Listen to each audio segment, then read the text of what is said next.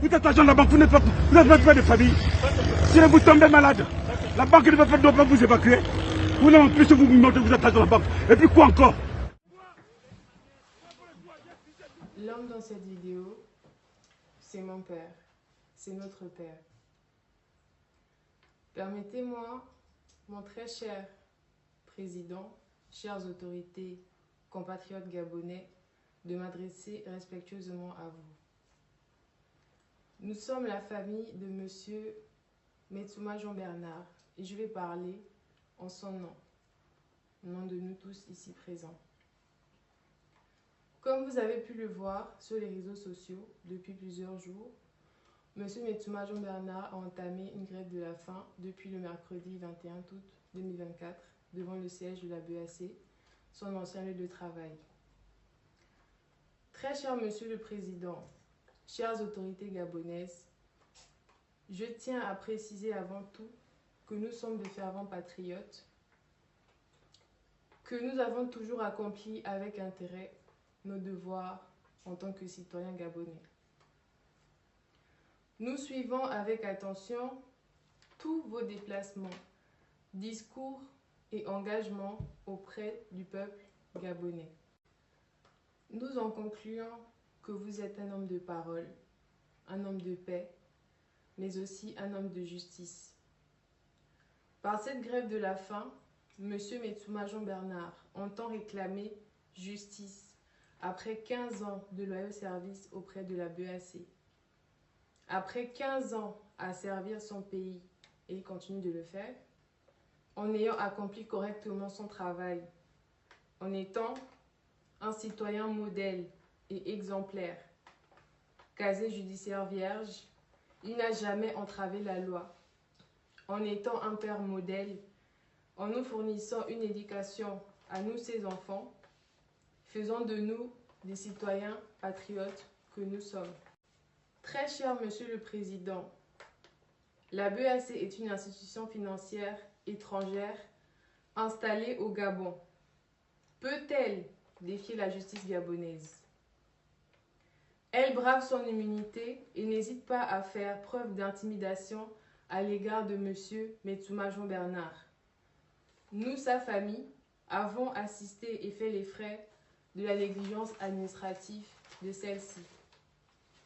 Suspension de salaire pendant sa convalescence, dégradation de son état de santé, dégradation de l'état de sa main, l'handicapant pour de simples petits gestes au quotidien. Notre père, le chef de famille, le patriarche, s'effondrait parce qu'il n'arrivait même plus à écrire une simple lettre, découper sa nourriture, mettre ses chaussettes. Bref, je vous passe les détails d'un quotidien assez difficile pour nous. Et le comble, notre père aurait pu récupérer l'usage de sa main droite. Si la BAC avait réagi en temps et en heure, si la BAC lui avait fourni les documents demandés par la CNSS en temps et en heure, Monsieur Metsouma, notre père, a été victime de négligence et d'une mauvaise gestion administrative. À l'heure où le Gabon renaît de ses cendres et que les institutions sont en train d'être réformées, vous avez émis la volonté de restaurer la dignité des Gabonais. Ce sont vos mots. Très cher Monsieur le Président, chères autorités, nous, la famille de Monsieur Metsouma, demandons et attendons de votre part un regard pointilleux sur cette affaire d'ordre diplomatique. Nous comptons sur l'homme intègre que vous êtes, mais aussi sur le père de famille, homme de foi et patriotique, sur le ministère des Affaires étrangères, ainsi que toutes les autorités compétentes, afin d'exiger que la BAC rende des comptes et qu'elle prenne ses responsabilités. Les entreprises étrangères sur le territoire gabonais doivent respecter les règles et les lois gabonaises. Monsieur le Président de la République, ce sont vos mots lors de votre discours avec la diaspora gabonaise de France. Monsieur Metsouma, notre père, dort toujours à même le sol devant le siège de la BAC jusqu'à ce jour. Il n'a pas mangé, il est très faible, il a un certain âge et son pronostic vital peut être engagé. Il souffre toujours d'affreuses douleurs au niveau de sa main et il a toujours besoin de soins adaptés. Très cher Monsieur le Président, chères autorités gabonaises, n'attendons pas le drame pour réagir. Très cher Monsieur le Président, nous implorons votre intervention, nous implorons votre clémence. Très cher Monsieur le Président, nous demandons votre intervention. Nous vous demandons de ne pas rester indifférent. Nous vous implorons de ne pas rester indifférent face à cette situation. Cette situation est dramatique pour notre famille. Est-ce que quelqu'un a quelque chose à rajouter? Oui, vas-y.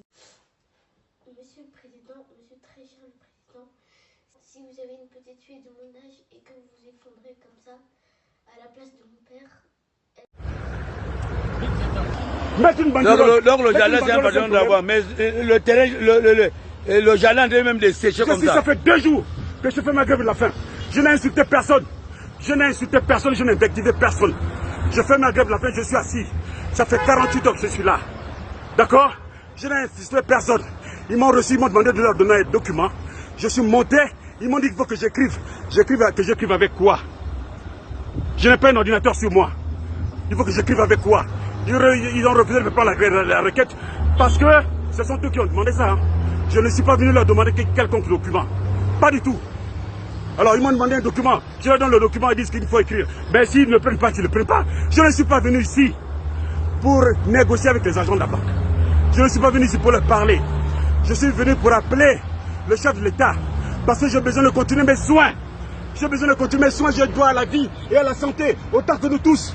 Lui qui parle là, il n'a pas de famille, il n'a pas d'enfant. Il vient me parler parce que je fais un tour dans le sol pour mettre ma banderole. C'est mon droit. J'ai été l'agent de la banque. J'ai servi cette banque, autant que lui. Okay. Il a fait 20 ans, moi j'en ai fait 15 mois. Et puis quoi encore? On est tous des humains, non?